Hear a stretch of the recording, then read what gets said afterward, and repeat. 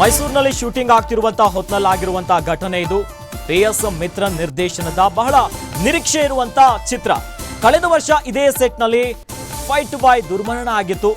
Risk fight ಮಾಡುವಾಗಲೇ ಸಾವನ್ನಪ್ಪಿದ್ದಂತಹ fight ಬಾಯ್, ಆಗ fight ಬಾಯ್ ಏಳುಮಲೈ ಸಾವನ್ನಪ್ಪಿದ್ರು. ಇದೀಗ ಕಾರ್ತಿಕ್ ಅವರ ಕಾಲಿಗೂ ಕೂಡ ಗಾಯ ಆಗಿರುವಂಥದ್ದು, ಪೆಟ್ಟು ಬಿದ್ದಿದೆ.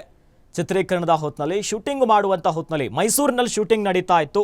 ಈ ಹೊತ್ನಲ್ಲಾಗಿರುವಂಥ ಅವಘಡ ಇದು. PS ಮಿತ್ರನ್ ಆಕ್ಷನ್ ಕಟ್ ಹೇಳ್ತಾ ಇರುವಂಥ ಬಹಳ ನಿರೀಕ್ಷೆ ಇರುವಂಥ ಚಿತ್ರ ಇದು. ಅಂದರೆ ಕಳೆದ ವರ್ಷ ಕೂಡ ಇಂಥದ್ದೇ ಒಂದು ಇನ್ಸಿಡೆಂಟ್ ಆಗಿತ್ತು.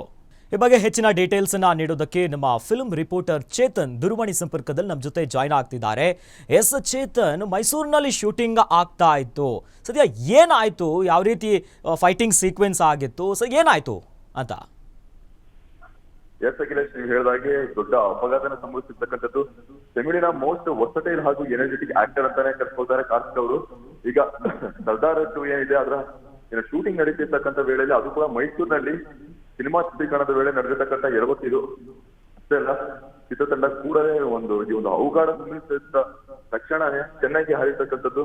ಇದಕ್ಕೆ ಕಾರಣ ಬಲವಾದ ಪೆಟ್ಟು ಬಿದ್ದಿರ್ತಕ್ಕಂಥದ್ದು ಕಾರ್ತಿಕ್ ಅವರಿಗೆ. ಸಾಹಸ ದೃಶ್ಯದ ಚಿತ್ರೀಕರಣ ನಡೆಸಿದ ವೇಳೆ ಈ ಒಂದು ಅವಘಡ ಸಂಭವಿಸಿರ್ತಕ್ಕಂಥದ್ದು. ಗ್ರಿಪ್ಪಿಂಗ್ ಫೈಟಿಂಗ್ ಅಂತ ಏನ್ ಕರೀತಾರೆ, ಈ ಫೈಟಿಂಗ್ ನಡೆಯುವ ವೇಳೆ ನಡೆದಿರ್ತಕ್ಕಂಥ ಘಟನೆ ಇದು.